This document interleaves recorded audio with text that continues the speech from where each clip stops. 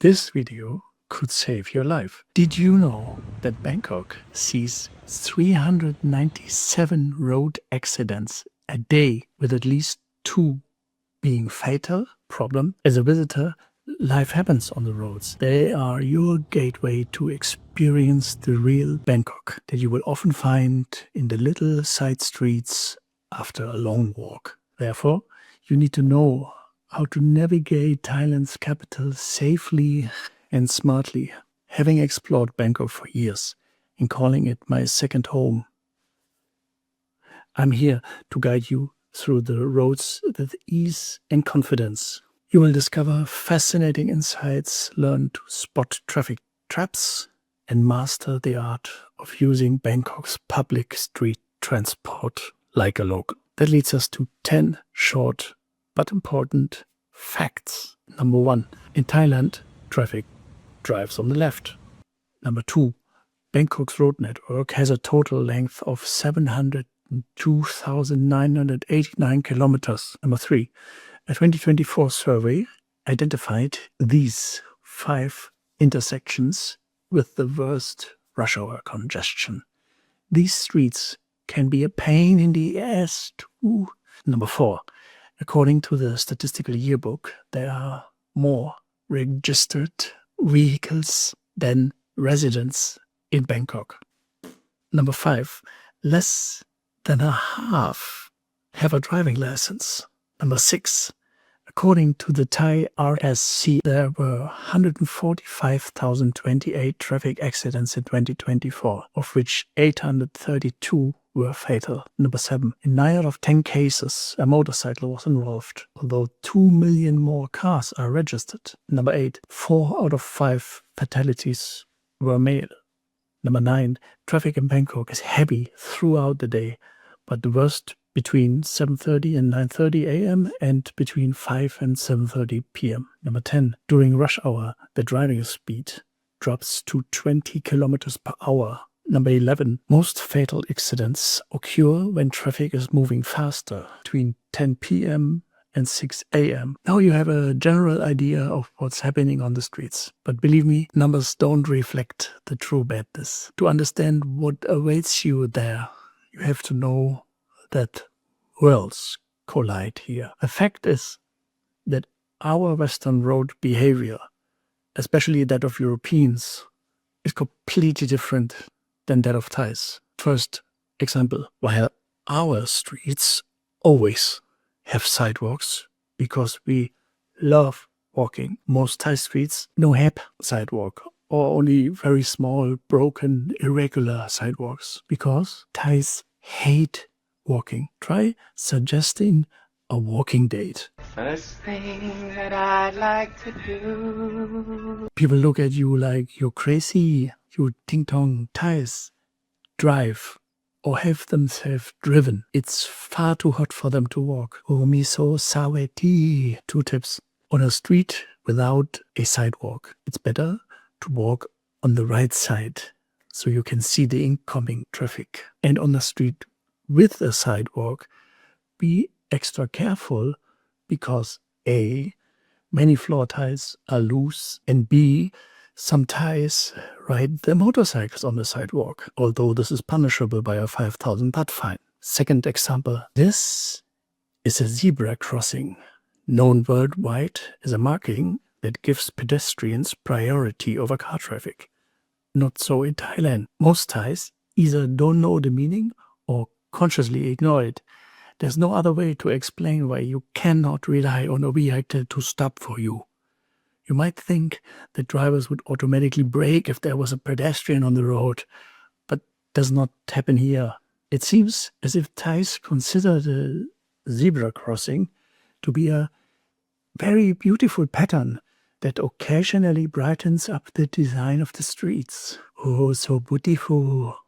Tip: be brave and attentive. It's best to wait until traffic stops. If it does not stop for a long time, pay attention to 3 things. How fast is the vehicle? How far away is it? And if you feel confident, move demonstratively into the first lane, preferably with a hand movement. And then pay attention to the reaction. Remember, Thais Do not expect pedestrians because they do not walk themselves. Third example, just because the light is green doesn't mean you won't get hit. This is because many drivers can hardly turn during their green phase, so they drive off when they are actually no longer allowed to.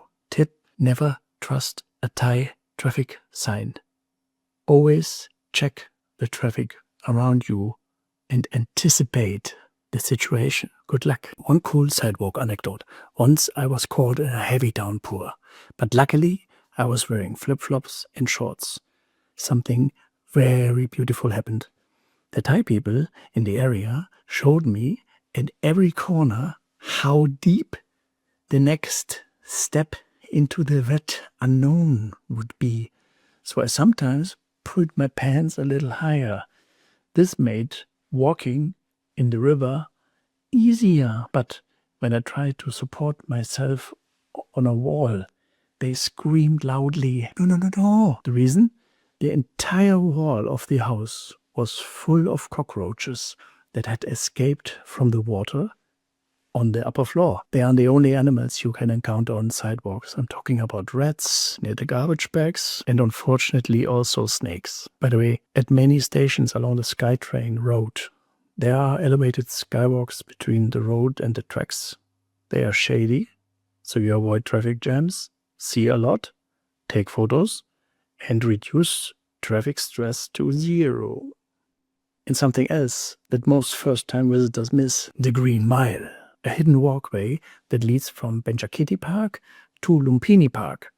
A nice shortcut along a canal and a residential area with old wooden houses. Now that you know how the traffic in Bangkok can be, do you still want to join in? Then let's look at the options. Buses, taxis, tuk-tuks, and motorcycles. I cover trains and ships in other videos. Of all the options mentioned, I actually can only recommend two, and I will explain why. Absolute no-go: taxis and tuk-tuks. I know, as a newbie, tuk-tuk ride is a must.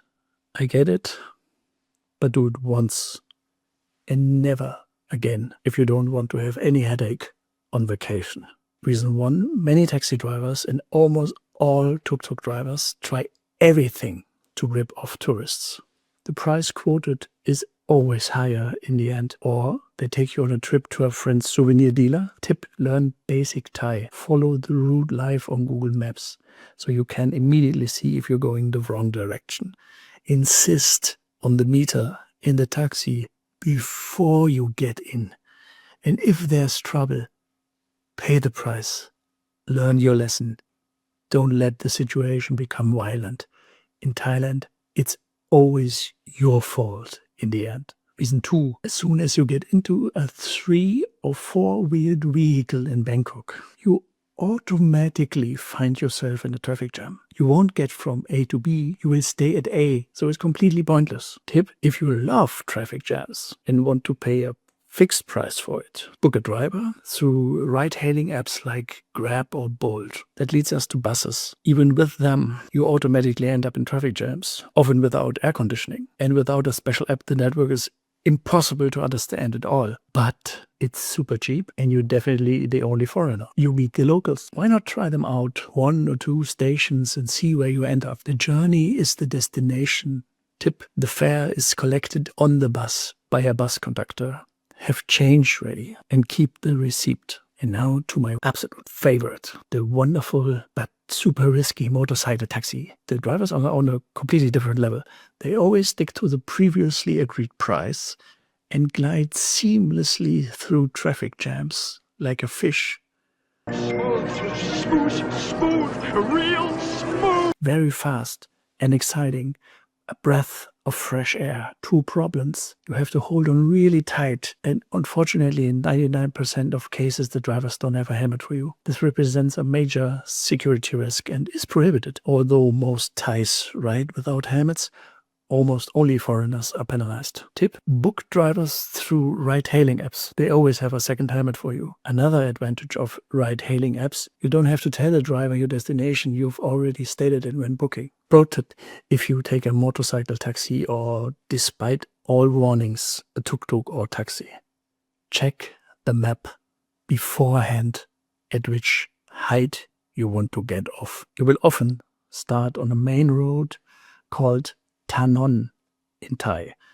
And you can't expect every driver to know every hotel, cafe or restaurant. That's why it's best to name the main street in combination with the side streets, which are called Soi in Thai and often just have numbers. Example, Sukhumvit Soi 26. Note, there are even numbers on one side and uneven numbers on the other side. But that does not mean that 10 is on one side and 11 is on the opposite side. It's more like 32 is facing 49. And don't worry, no matter how far you want to drive into the side street, the previously agreed price will not change, at least for motorcyclists. Now that you've learned how to beat Bangkok street traffic and use apps to make your vacation safer, you want to watch this video where I break down all the essential apps so you can travel Thailand like a pro.